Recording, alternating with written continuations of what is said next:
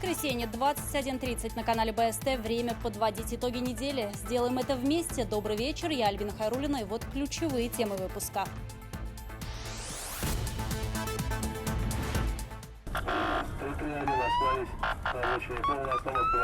«138 аварийных участков республики. Почему в этих местах постоянно гибнут люди? Не трогай камеру!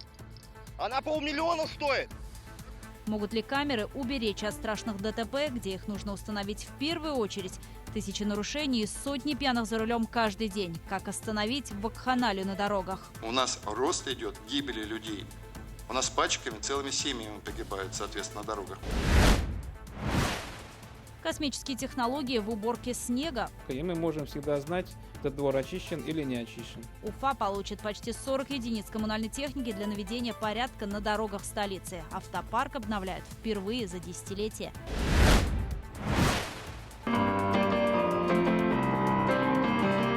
Сокрушительные аккорды. После музыки я чувствовала себя как после настоящего отравления. Я прослушаю несколько звуковых фрагментов. Можно сказать, весь мозг горит, вот пылает. Как при помощи 7 нот стабилизировать давление, избавиться от боли, повысить продуктивность животных и даже научить чтить закон. Удивительное открытие, уникальные эксперименты. Юлия Нигматуллина прошлась по лабиринтам музыки. Со спортивного ринга на политический баттл.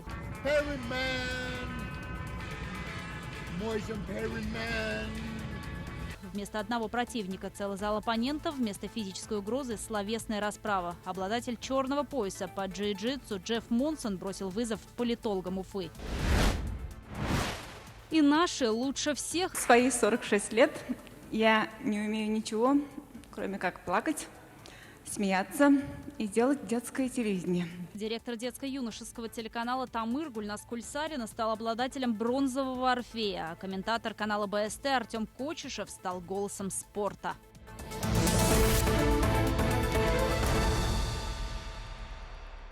В Башкортостане выявлено 138 аварийно опасных участков дорог. 7 из них на федеральных трассах М5 и М7. Чаще всего ДТП происходит на дорогах Уфа-Оренбург и Уфа-Белорецк. Среди городов в лидерах антирейтинга Уфа, Стерлитамак, Нефтекамск. Остановить вакханалию на дорогах республики потребовал Ради Хабиров во время еженедельного оперативного совещания. Задача сократить смертность в результате ДТП поставлена не только сотрудникам госавтоинспекции, но и чиновникам, в том числе всем главам районных и городских администраций. Камеры видеофиксации нарушений нужно расставлять на дорогах не поштучно, а десятками, а профилактические рейды проводить каждый день, потребовал руководитель республики. Репортаж Азата Садреева.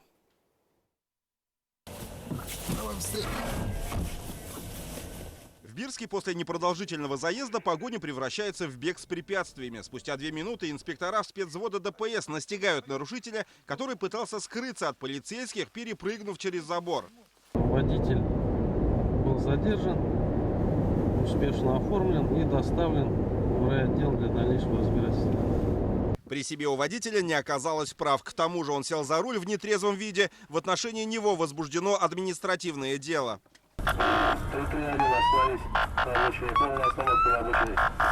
А это уже Уфимский район. Автомобиль, который вызвал подозрение у сотрудников, летел по селу Топтыково со скоростью свыше 100 км в час. Но в этом случае водитель даже при всем желании не смог бы повторить спринтерский забег своего бирского собрата по несчастью.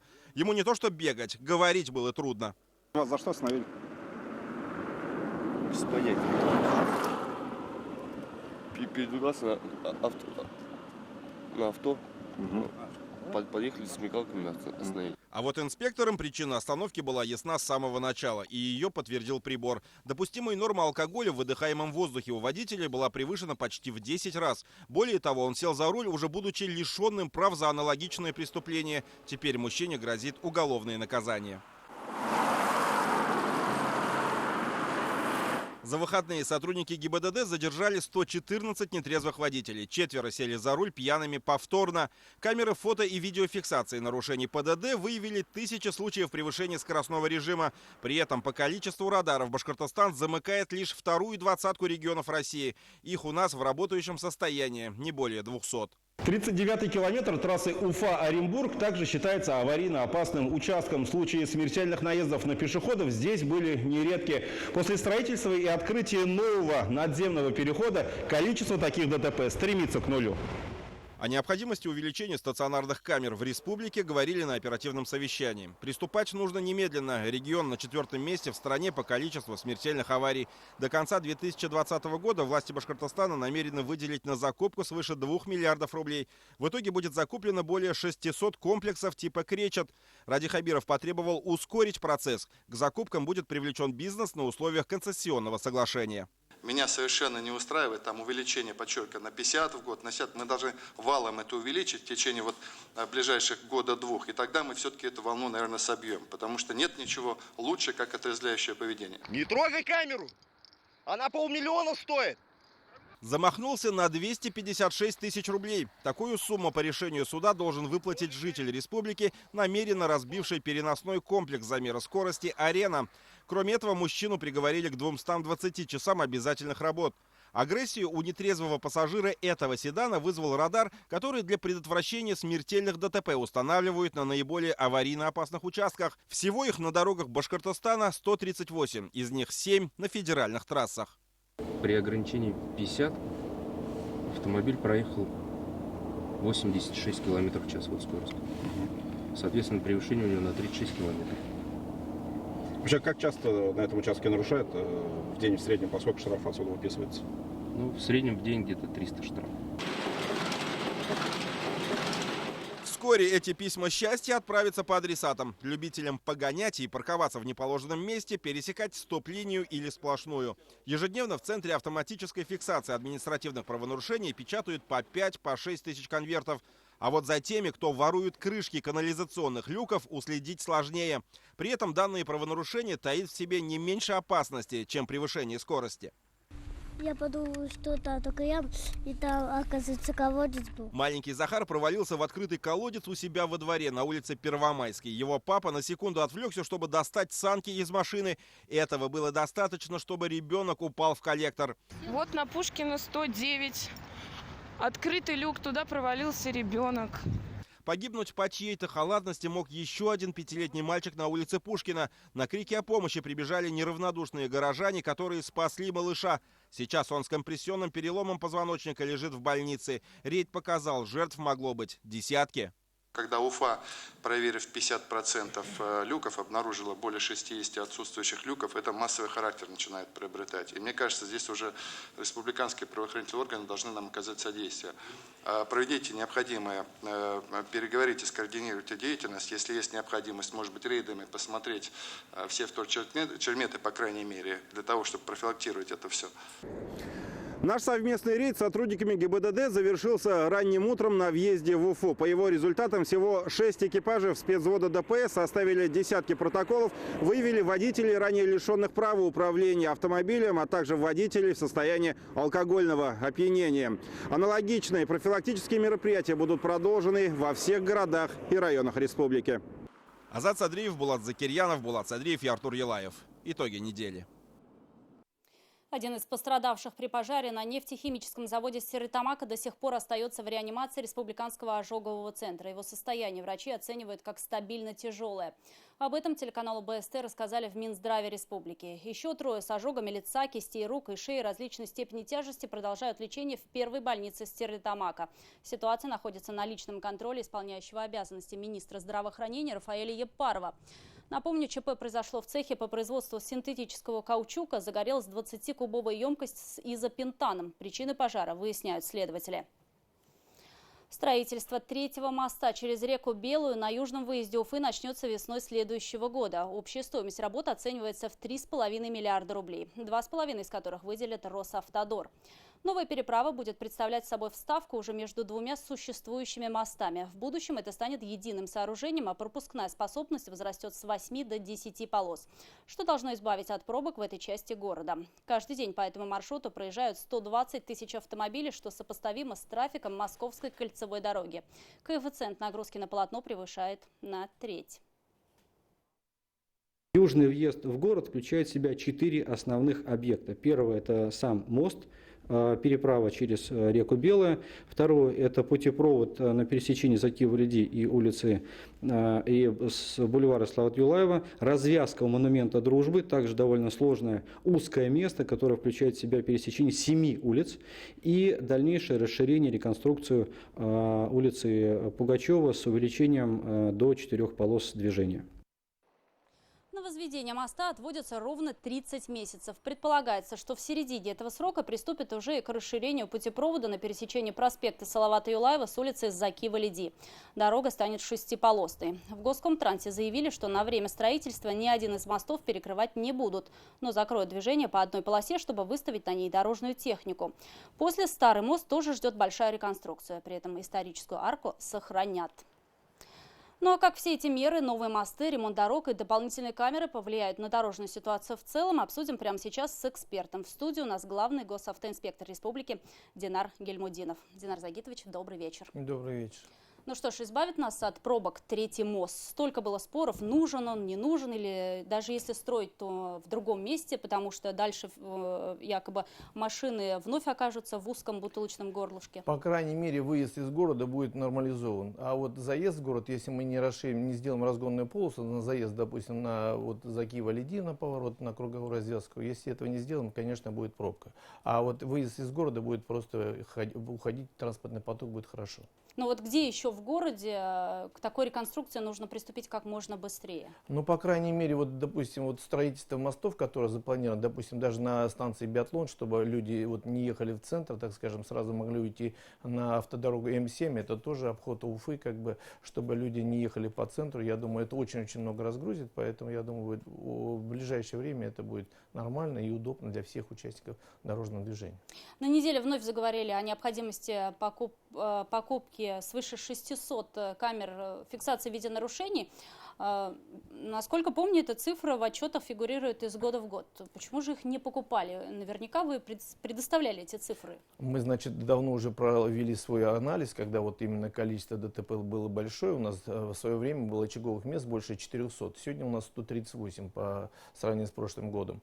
У нас цифры уменьшаются, но это не говорит о том, что у нас все хорошо. Если мы даже, вот у нас показать целевой программы федеральной, которая у нас была заложена, показать именно уменьшение смертности на дорогах, мы ее выполнили. Но это не говорит о том, что у нас все хорошо. Если на дорогах гибнут люди, значит, это очень плохо. Поэтому задач очень много, по которой поставило государство работать. Именно все ведомства сегодня будут работать в этом ключе для того, чтобы сбить это количество погибших на дорогах. Это качество дорог, это количество фото-видеофиксации, так скажем, камер, которые должны стоять на дорогах. И, наверное, в первую очередь, на человеческий фактор мы должны работать на профилактику и говорить людям, что нарушать ПДД это очень плохо и может привести к последствиям тяжкими, которые погибают люди. Самое частое нарушение какое? Ну и самое частое нарушение, наверное, вот у нас в республике проблема, наверное, вот наезд на пешеходов. Это вот пешеходы их сами ходят по дорогам, водитель не уступает, вообще не уважает друг друга. Вот нам надо научиться уважать друг друга, в первую очередь, наверное, и пешеходам, и водителям. Вот тогда у нас будет и ситуация другая. А чаще всего кто виноват? Ну, чаще всего виноват у нас водители. К сожалению, так. Пока статистика говорит, что у нас практически 60% виноваты водители. Вот эти самые... А в Уфе наоборот, прошу прощения, в Уфе виноваты пешеходы больше, чем по всей республике. Повсеместно по всему городу? Да, в Уфе так. Вот эти самые 600 камер, которые планируется установить, наверняка вы уже расчертили карту, где будете их устанавливать в первую очередь. Значит, у нас уже они все есть, как бы вот сейчас и федеральная дорога дополнительно установит, я думаю, до 1 июня 66 комплексов по территории республики поставят на М5, М7 и Уфа-Оренбург автодороги. Ну, в нашей республике они гораздо больше стоят, потому что они Оренбургскую область обслуживают. А по республике мы вот рассчитали 663 комплекса, которые нужны сегодня поставить для того, чтобы сбить аварийность. У нас, к сожалению, именно тяжесть ДТП растет, и количество ДТП вроде уменьшается, раненых меньше становится, а вот погибших становится больше от того, что люди превышают скоростной режим, и вот тяжесть последствий, к сожалению, вот такая у нас плохая. А как ситуация складывалась на этой неделе? Погода была более благосклонной? На этой неделе ситуация складывается более-менее нормально, как бы, и все понимают, и вот средства массовой информации очень много говорят об этом, люди начинают задумываться и понимают, что нарушать не надо, и сотрудники ГИБДД работают в усиленном варианте, и в целом весь комплекс мероприятий, которые мы проводим, именно профилактический, и вот говорим, что мы будем работать не от того, что там кого-то мы хотим напугать или что-то, мы просто хотим показать, что мы вышли на улицу и будем работать, пока ситуация не будет меняться. Но наверняка и ваши еженедельные рейды сказались. Ну, мы рейды каждую неделю проводили и так. Ну, вот на этой неделе мы уже не только в пятницу проводили, и в субботу проводили рейдовые мероприятия. Но, по крайней мере, что около 100 пьяных мы задержали, как бы мы в какой-то мере сохранили чью-то жизнь, поэтому давайте будем и дальше также мы работать для того, чтобы вот этих смертей на дорогах не было, именно за пьяных водителей. То есть всех сотрудников вы практически лишаете выходных сейчас? Ну, зачем? Они отдохнут в другие дни, у нас такого нет, чтобы они не отдыхали. А есть краткие рецепты вообще, как сделать дороги республики безопасными? Вот по пунктам, может, первый, второй. Ну, в первую очередь, надо разделить транспортные потоки. Наверное, очень много вопросов именно организации дорожного движения. Второе, надо контролировать, наверное, скоростной режим. Это, наверное, и третье, наверное, чтобы у нас профилактика и там, скажем, психология там, или другие термины, так скажем, ну, понимание, что жизнь нужна каждому участнику дорожного движения для себя, в первую очередь. А государство тем более. Каждый гражданин на счету, так скажем, всех нас, которые мы передвигаемся, живем в этой стране, в этой республике. Ну, вы на страже круглосуточно. Ну, мы и мои сотрудники всегда работают, и будем работать. Спасибо, Динар Загитович, что нашли время прийти к нам в студию и ответить на наши вопросы. А я напомню, гостем нашей студии был главный госавтоинспектор республики Динар Гильмудинов. Ну и к другим темам. Уборка в режиме онлайн. Начиная с этой зимы за работой спецтехники администрация Уфы начнет наблюдать из космоса при помощи системы ГЛОНАСС. Датчики уже установлены на уборочные машины коммунальных служб города. Сейчас в столице региона их порядка 400 единиц, а для борьбы со снегом требуется в 3 раза больше. Как будут решать эту проблему, Эмиль Басареев.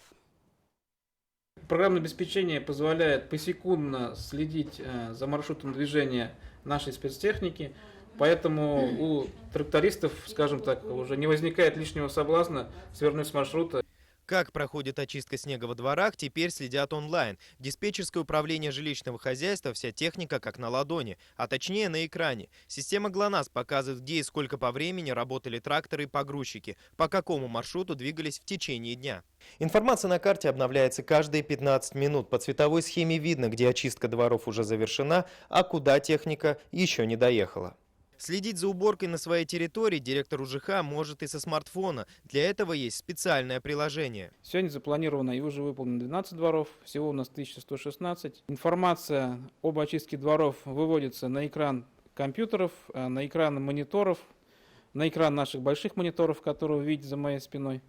То есть имеется у нас всегда оперативная информация диспетчерская, и мы можем всегда знать, этот двор очищен или не очищен. Разработка такого метода наблюдения принадлежит Уфагортрансу. Осенью на уборочную технику жилищно-коммунальных хозяйств города установили датчики ГЛОНАСС. В компании уверены, что здесь много плюсов. Если какой-то ЖЭУ не справляется, а соседний ЖЭУ справляется со своей работой, то можно даже перераспределить технику, и что городская администрация сразу будет видеть эту информацию, что кто-то отстает, кто-то наоборот опережает. Даже вот этот простой пример, он усилит работу по очистке дворов от снега. В Уфе порядка 400 единиц уборочной техники, а для оптимальной работы нужно в 3 раза больше. Ради Хабиров на своей страничке в соцсетях отметил, что нехватка спецтехники уже превратила снег в политическое явление. Руководитель республики дал поручение приобрести недостающие машины. 39 единиц новой коммунальной техники поступят в автопарк Уфы до конца этого года. Они будут закуплены за счет фонда целевых программ. На этой неделе в Калининском районе города вышел на линию новый грейдер. Его покупка обошлась в более чем 7,5 миллионов рублей. Тяжелая машина станет большим подспорьем для зимнего содержания отдаленных территорий – Федоровки, Елкибаева, Карпова. А летом грейдер будут использовать для строительства и ремонта дорог. Очень мощная техника, 235 лошадиных сил.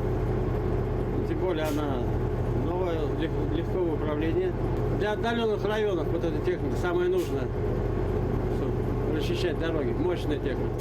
К снегоуборочным работам на улицах столицы уже приступили и 14 новеньких самосвалов. КАМАЗы отличаются большой грузоподъемностью – 20 тонн вместо прежних 10-15. В скором времени автомобили оснастят тахографами для регистрации скорости, режима труда и отдыха водителей. Сегодня идет отладка уборки в части и приобретенной техники, и имеющейся техники. И необходимо пересмотреть определенные параметры в части регламентных работ, каким образом это должно произойти, взаимодействие, в том числе техники, которые есть у жилищников и у коммунальщиков. Поэтому, скажем так, мы ведем сегодня перенастройку, но по результатам уже, наверное, горожане должны судить. Сейчас инженеры Уфагортранса тестируют датчики, установленные на гидролапы машин. Они будут считывать информацию о том, проехала ли техника по маршруту в холостую или же отработала положенное задание. Эмиль Басареев, Азат Ишбулатов, Ильнур Юмагулов. Итоги недели. Более 700 обращений с середины октября поступило на личные аккаунты руководителей республики по теме здравоохранения. Нехватка узких специалистов, техническое обеспечение, закрытие медучреждений. Это еще не полный список проблемных тем, разгребать которые придется отныне не только медикам, но и чиновникам на местах. На неделе Ради Хабиров провел совещание в формате здравчаса. Что обсуждали и, главное, что решили, знает Динара Таймасханова.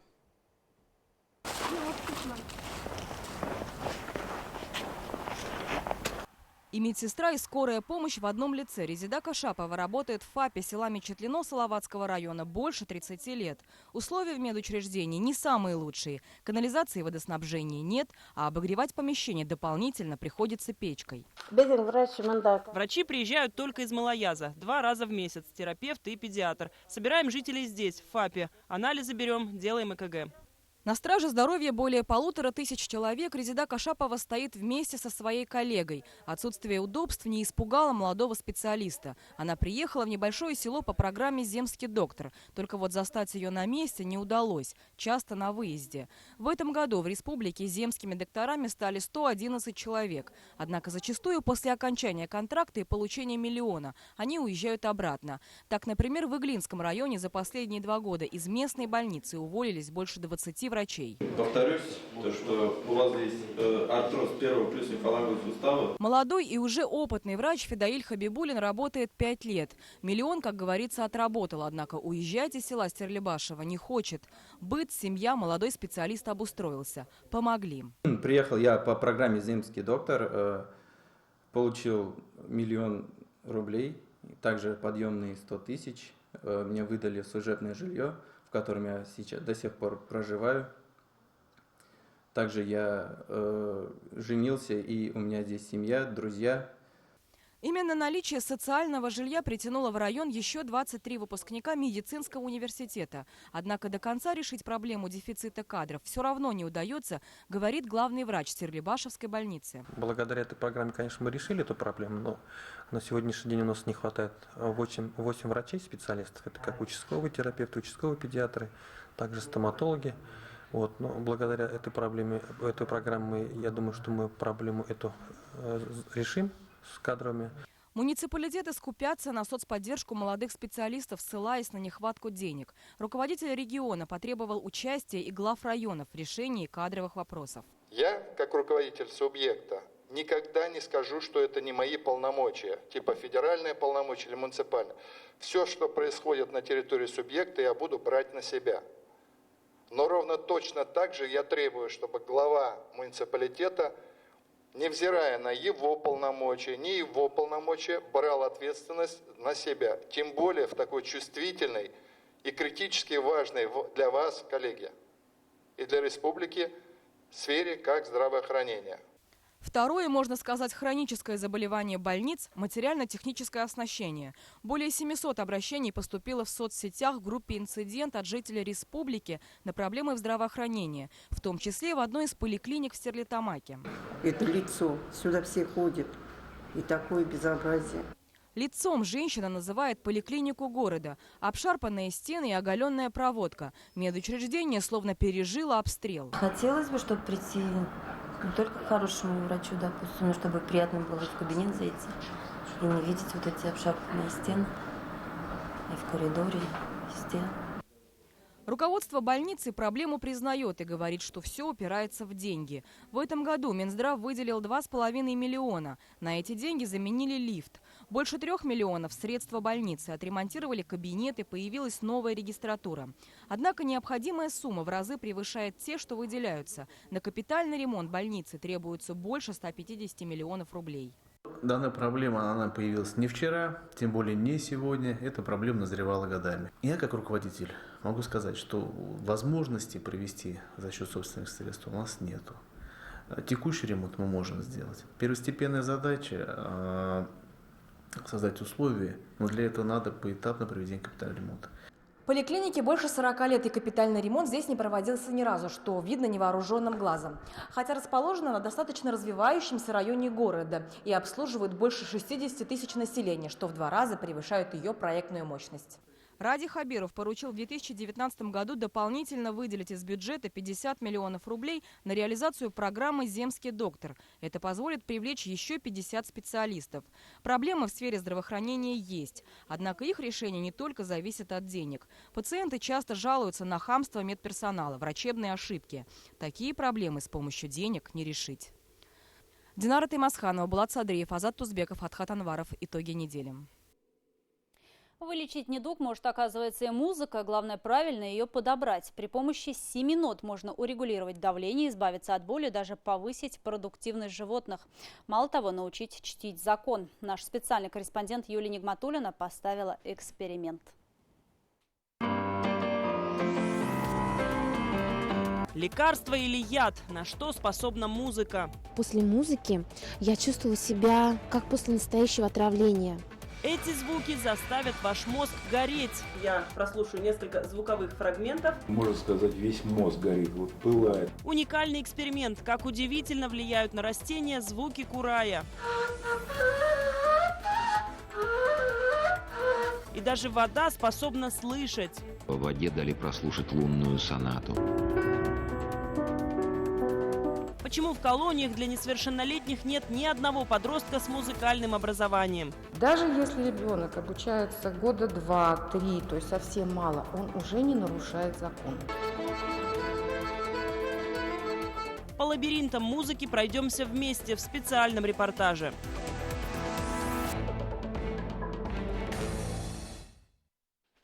В Уфе Джефф Монсон одержал победу над политиками и общественниками. В столице республики боец смешанных единоборств сразился в октагоне. Правда, бой проходил без применения силы. Депутат Красногорска отвечал на каверзные и неудобные вопросы, которые задавали участники мероприятия. Монсон должен был продержаться 3 раунда. Почему он решил заняться политикой в России и в какой физической форме находится сегодня, в следующем репортаже.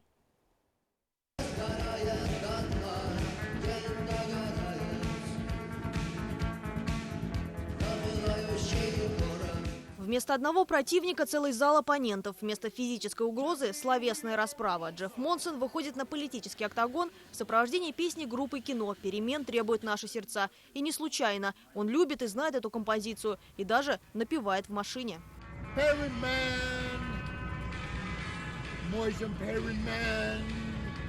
Перемены, о которых еще в конце 80-х пел Виктор Цой, Джефф Монсон хочет принести в Россию сегодняшнего дня. Бойцу смешанных единоборств уже в роли политика устроили проверку на прочность. Первый и, наверное, самый волнующий вопрос – почему здесь, а не в Америке, задали в самом начале политического боя. Ответ Мэнсона краткий и лаконичный. Потому что я русский. Он часто это повторяет, и не из-за российского паспорта в кармане, просто состояние души ближе этой холодной стране, чем теплым штатам.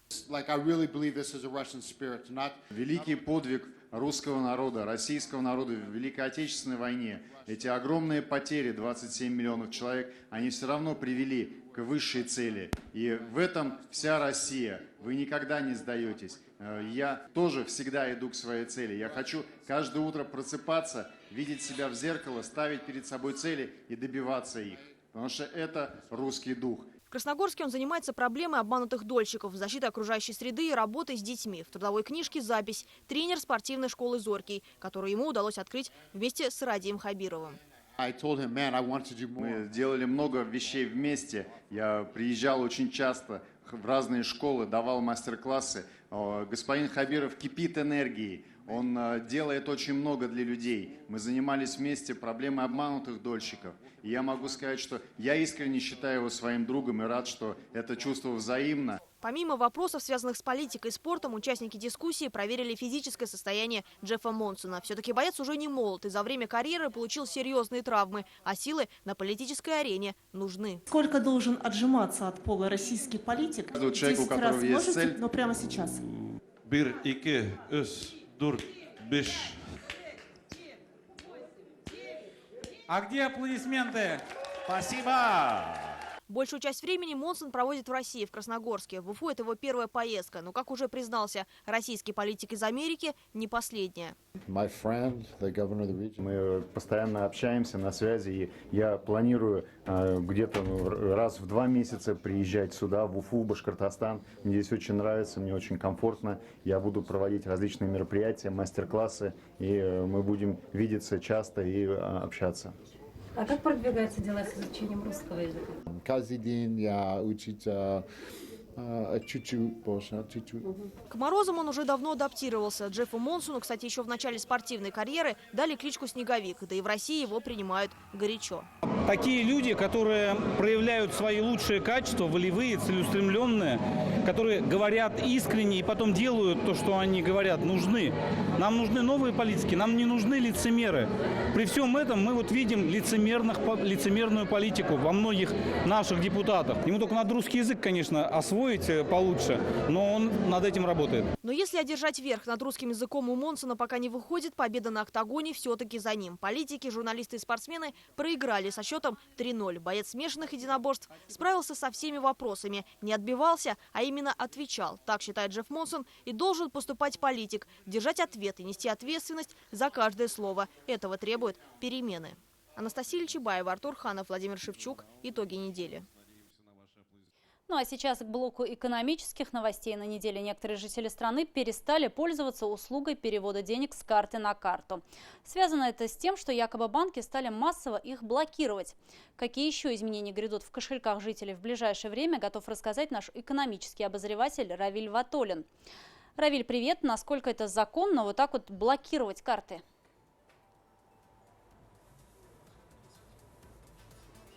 Да, Альбин, здравствуй. Ну, как это было в последнее время, про новость, скажем, о налогах с переводов, сообщение о блокировке карт тоже оказалось выдумкой. Банки страны подтвердили, что никаких нововведений в отношении переводов граждан не вводили и никогда не блокировали карты при переводах. Исключение составляют лишь случаи, когда операции прямо говорят о мошенничестве. Скажем, клиент никогда не выезжал за границу, а тут перевод идет в Африку или Америку. В Центробанке также заверили, что кредитные учреждения, если начнут блокировку, то это будет нарушением. Вкладчики всем известной Кэшбери начали переводить деньги в новый проект основателя финансовой пирамиды Артура Варданяна. Проект носит имя GDC, если расшифровывать Global Decentralized Community, ну, такое глобальное децентрализованное сообщество. На сайте компании указывается, что заработает оно через 2 месяца, а пока идет сбор средств, при этом какой доход получат члены сообщества, не указывается. Но вот часть вкладчиков сообщает, что несут уже в новый проект сотни тысяч рублей. Эксперты Центробанка уже забили тревогу и просят граждан трезво оценивать шансы на баснословный доход. Не баснословный доход, но тоже большую прибыль получит теперь и бюджет Уфы. Госкомтранс Республики на неделе отчитался, что полностью очистил рынок пассажирских перевозок Уфы от нелегалов. По данным ведомства, ежегодные потери городской казны составляли около 4 миллиардов рублей. За 1,5 месяца борьбы с рынка ушли 1300 автобусов. Серые перевозчики работали по 27 маршрутам. Сейчас на дорогах Уфы осталось 2000 автобусов. К ним для восстановления баланса добавили еще около 500. И теперь все эти деньги будут поступать в бюджет города. Это позволит оборудовать остановки, добавить к ним электронные табло с расписанием и движением транспорта. Ну и о цифрах пассажиропотока воздушных ворот башкирской столицы. На неделе Уфимский аэропорт обслужил 3-миллионного пассажира. Счастливчиком оказался Юлай Мамбетов. Мужчина зарегистрировался на рейс авиакомпании «Азимут» в Краснодар. В подарок ему преподнесли бесплатный билет в оба конца по любому направлению. Отмечу, что пассажиропоток аэропорта Уфы растет уже несколько лет подряд. В прошлом году через воздушные ворота прошло 2 800 000 человек. В этом году вновь будет рекорд. 3-миллионный рубеж пока не зарегистрирован ни у одного аэропорта Приволжья. С понедельника водительские права можно будет получить не только в ГИБДД. Удостоверения начнут выдавать и в отделениях Сбербанка. Правда, с одной оговоркой, что документ будет нового образца с микрочипом, в который будут внесены и биометрические данные. Это фотография, электронная подпись и отпечатки пальцев автовладельца. Пока проект запущен в пилотном режиме, но в скором времени, обещают в Сбербанке, в отделениях можно будет получить и электронные удостоверения личности. Это аналог паспорта гражданина России. Ну и один день остается у жителей Башкортостана, чтобы оплатить имущественные налоги, начисленные за прошлый год. Налоговая служба напоминает, что срок уплаты истекает завтра, 3 декабря. После этой даты неплательщикам грозят не только пени, но и штрафы на сумму неуплаченного платежа. Со следующей недели налоговики совместно с приставами и госавтоинспекторами выйдут в рейды по взысканию долгов. А их на сегодняшний день у жителей республики насчитывается около 2 миллиардов. Причем большая часть из которых это долги по транспортному налогу. Но вот я надеюсь, Альбина, ты уже заплатила налоги и, что называется, спишь спокойно. У меня пока на этом все. Да, Равиль, именно так заплатила и сплю спокойно, чего и всем советую. Артем Кочешев, спортивный комментатор телеканала БСТ, стал лауреатом Всероссийской премии «Голос спорта» в номинации «Регион». Церемония прошла в Москве. Мероприятие проводится впервые в истории спортивной журналистики страны. Кроме Артема Кочешева, лауреатом стала легендарная Татьяна Тарасова в номинации «Женский голос». Владимир Стагниенко был признан лучшим комментатором чемпионата мира по футболу 2018 года. Награды за вклад в развитие удостоился и Геннадий Орлов. Добавлю, наш коллега Артем Кочешев комментирует не только футбольные, но и хоккейные матчи, а также является автором аналитических репортажей. Безумно приятно здесь находиться и, конечно, невероятно волнительно, потому что на эту сцену выходили такие великие люди. До сих пор не понимаю, что происходит. Ну, можете себе представить, я сейчас говорю, и меня слушают люди, которых я слушал, наоборот, всю жизнь. Безумно благодарен руководству Ассоциации спортивных комментаторов за то, что учредили, в принципе, подобную премию. А вот директор детско-юношеского телеканала «Тамыр» стал обладателем бронзового «Орфея». В Самаре прошла ежегодная церемония вручения премии «ТЭФИ Регион». Статуэтку за личный вклад в развитие регионального телевидения получила Гульнас Кульсарина. Работа республиканских специалистов отныне стала значимой частью истории отечественного телевидения. Чего стоит заслужить главную статуэтку российского телевидения, узнавала Анастасия Ильчебаева. Гульнас Кульсарина, директор детско-юношеского телеканала «Тамыр». 25 лет назад она пришла работать на этот канал. Создала потрясающие детские проекты. Пока ведущий Сергей Майоров старается в несколько секунд уместить то, что сделано за более чем четверть века, Гульнас Кульсарина пытается справиться с эмоциями. И тут простительные слезы и волнения даже профессионалу. Несмотря на то, что это уже не первая награда, привыкнуть невозможно. Спасибо моему талантливому, молодому и вечно желающему что-то новое коллективу телеканала «Тамыр». В свои 46 лет я не умею ничего, кроме как плакать, смеяться и делать детское телевидение. И этого достаточно. Она с трудом держит статуэтку весом почти в 10 килограммов. Но гораздо тяжелее было заслужить эту непосильную для многих ношу. ТЭФИ – самая главная телевизионная награда. А именно статуэтка за личный вклад в развитие регионального телевидения – венец всех бронзовых орфеев. На ТВ Гульнас Кульсарина оказалась, когда ей было 19. На тот момент первокурсницу филфака буквально за руку привела ее будущая телевизионная наставница Луиза Фаршатова. Теперь уже она открывает дорогу молодым и талантливым. Она и начальница, и как вторая мама для нас всех, конечно же. Она всегда понимающий человек. Она действительно вкладывает всю себя в это дело. Это вторая ее семья, я считаю. Она здесь практически живет, постоянно здесь находится. Детское телевидение и есть ее жизнь. Так получилось, что буквально на прошлой неделе мы рассказывали о 2 новых победах телеканала «Тамыр». Проект «Страна поющих цветов» выиграла в одной из номинаций конкурса «Смиротворец», обойдя федеральный канал «Карусель». Лучшей стала и программа «Этнолайк». Гульнас Кульсарина, тогда показывая награды, шутила, что на улице Гафури, где находится телеканал, перевернулся КАМАЗ с пряниками. Вы куда поставите? Нет, уже у меня уже в комнате жить, в кабинете жить негде. Уже подумывали о дополнительных полках, еще не зная, что через пару дней снова придется искать место для очередной статуэтки. На конкурс ТЭФИ Гульнас Кульсарина отправилась с сериалом «Берешме», который вошел в тройку финалистов. Но, к сожалению, в конверте лежало название проекта из Алтая. И никто не подозревал, что уже награда в другой, наверное, самой главной номинации, полетит в Уфу.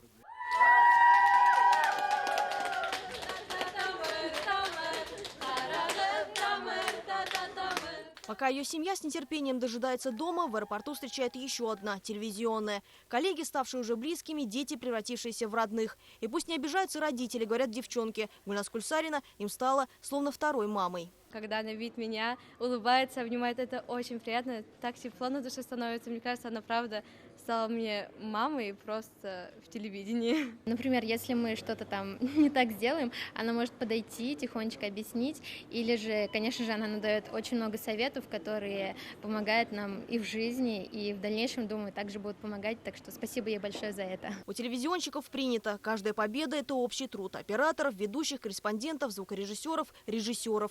Неважно, репортаж или программа – это результат огромной команды. Даже когда, считает Гульназ Кульсарина, на награде написано «за личный вклад». Я не считаю, что это статуэтка лично моя. Это статуэтка телеканала «Тамыр». В детском телевидении, особенно у нас, можно придумывать и делать невероятные вещи. Надо просто не бояться придумывать, не бояться мечтать, не бояться ставить большие цели. И все вполне осуществимо. Чудеса у нас случаются каждый день. Это уже 7-я бронзовая статуэтка в копилке Тамыра. Но телеканал не забронзовел, несмотря на десятки наград. Говорят, детей нельзя обмануть, они все чувствуют. И тех, кто смотрит детское телевидение, и тех, кто его делает. Они искренни и любят, когда с ними ведут себя так же. Анастасия Ильчимаева, Азат Ишбулатов, Расуль Шагимарданов, Родион Матвеев. Итоги недели. Сразу после итогов не пропустите специальный репортаж Юлии Никматуллиной «Сокрушительные аккорды». Ну а мы встретимся в следующее воскресенье. Будем вместе подводить итоги недели. До свидания.